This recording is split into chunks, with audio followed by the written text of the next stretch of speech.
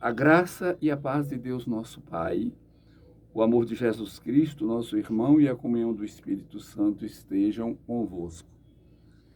Meus irmãos, continuamos no tempo de pós-Epifania do Senhor.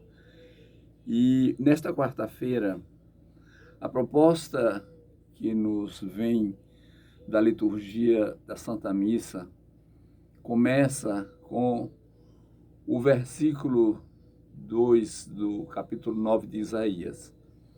O povo que andava nas trevas viu uma grande luz. Para os que habitavam nas sombras da morte, uma luz resplandeceu.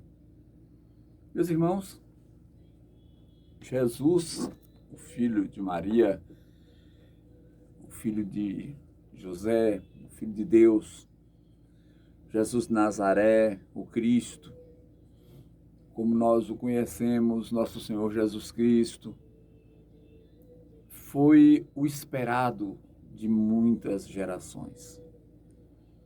Muitos profetas, muitos homens santos e mulheres também, do povo hebreu e do povo que sabia do Deus único naquelas terras do Oriente e por aquele tempo esperavam sua vinda. Veio da forma que eles não imaginavam. Veio pobre, de uma família humilde, como nós já falamos, e nascido de uma forma que não é o desejo de nenhum de nós, mas veio revestido de poder e glória, e ela se manifestou tanto na exultação dos santos anjos, quanto na presença dos reis magos, dos magos que vieram do Oriente, aqueles homens extraordinários, estudiosos que vieram para prestar-lhe homenagem por reconhecer nele aquele que era o esperado de todas as nações, de todos os povos e homens de boa vontade, conforme o canto dos anjos. Na proposta, portanto, do Deus Salvador, Jesus veio para iluminar as nações com a luz dos novos tempos, do novo saber, do novo entendimento da verdade, de um novo relacionamento entre Deus e os homens. Não é que Deus não propusesse esse relacionamento já desde o princípio, pela sua forma de agir. Deus colocou o seu amor sempre em primeiro lugar na relação com o homem, uma vez que o homem sempre decepcionou pelo pecado, pela desobediência, pela falta de reconhecimento deste amor que lhe era dedicado. Em várias situações na Sagrada Escritura, o que a gente percebe é um Deus que ama, um Deus que perdoa, e um homem que erra, e um homem que peca, e um homem que suplica e pede, e Deus acolhe. Jesus veio, portanto, num momento da história da humanidade onde era necessário um marco novo na caminhada do homem. Havia todo um contexto para a sua vinda. O Império Romano era um dos mais influentes impérios da história da humanidade, dominando quase todo o Oriente, compôs o seu poderio pela força militar e por absorver as culturas onde dominava e trazer homens sábios para o seu apoio e, consequentemente, vivenciar filosofias diversas, mais notadamente a filosofia grega. Então, o mundo era greco-romano e, necessariamente, o povo hebreu permanecia como um pequeno rebanho que perseverava na obediência ao Deus único. E Jesus, ao vir ao mundo naquele contexto, traz então para as perspectivas do mundo uma nova concepção de relacionamento do homem com Deus. Este momento extraordinário deu-se de uma forma também extraordinária, pois tudo que vem de Deus ultrapassa a capacidade do homem tanto do entendimento como de muitas vezes se dar conta de que estava ao seu alcance e não absorveu a lição.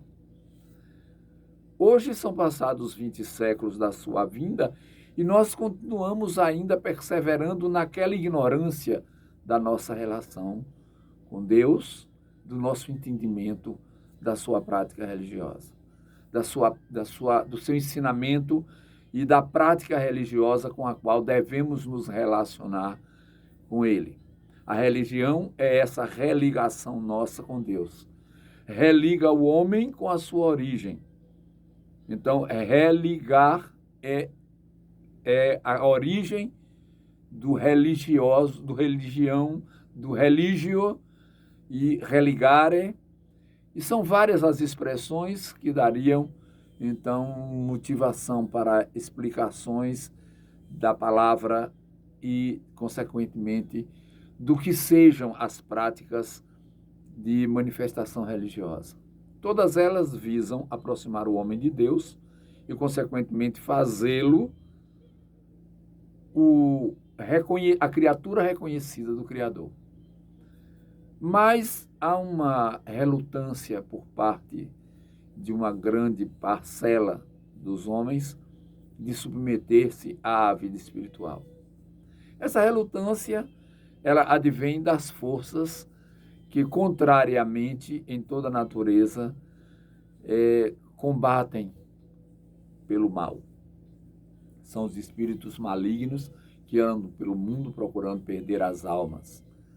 Estes espíritos malignos advêm de uma rebeldia que a história conta quando Deus expulsou os anjos maus e eles então se esmeram com todas as artimanhas possíveis em estimular os nossos sentidos para nos afastar da nossa origem, da nossa fonte de vida, que é Deus. Nos oferece uma falsa ideia de felicidade quando satisfaz os nossos sentidos. Então, hoje, o mal no mundo é, por exemplo, a sexualidade exacerbada, a erótica. Nunca na história da humanidade se explorou tanto a sexualidade. Nunca o homem deixou de explorar a sexualidade. Mas em caráter tão absoluto como hoje, não. Se vocês, meus irmãos e irmãs, observarem, todos os pontos da prática humana tendem hoje para uma indicação de que lá no fundo há o erótico, lá no fundo há o sexual. Não há o reverso disto. Então, se caminha para a construção de um relacionamento eminentemente animalesco, no sentido do sexo, como troca de satisfações físicas, sem a espiritualização. Num tempo passado, na história, chegou-se a ter o sexo como algo transcendental, sagrado. E o relacionamento homem-mulher, a concepção, como um momento da ação de Deus. Em várias culturas antigas, a ação de Deus, o agir de Deus no homem, pelo inexplicável que era para aquele entendimento, naquele momento, do que se dava no ápice do relacionamento homem-mulher. Hoje, vandalizou-se o sexo de forma tal que a música, a literatura, as artes, entre aspas, manifestam a erótica.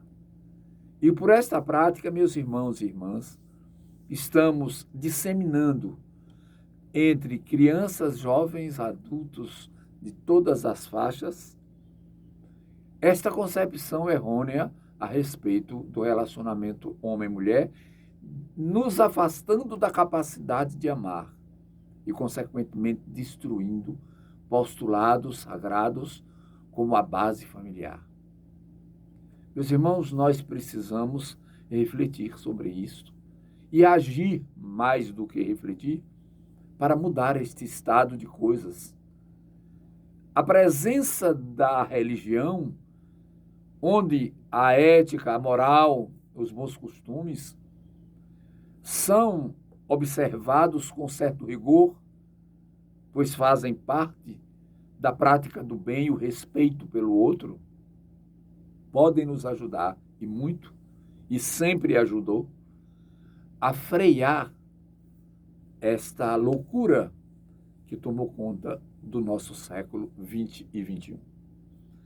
O 21 ainda em andamento, mas o que nós observamos é um recrudescimento destas práticas, onde tudo é admissível, onde tudo é possível, onde tudo é permitido, contraditando a própria palavra de Deus, que já normatizava em tempos idos práticas abjetas no relacionamento das pessoas no que se refere à sexualidade.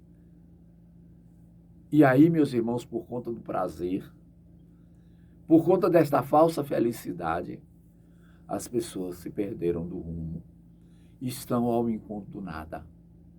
Pois o momento é muito breve, e como é breve, ele se torna uma repetição insistente nessa busca, e as pessoas não se apercebem que o caminho é pelo amor, é pelo afeto, é pelo carinho, é pela dedicação ao outro, é pela busca da felicidade do outro.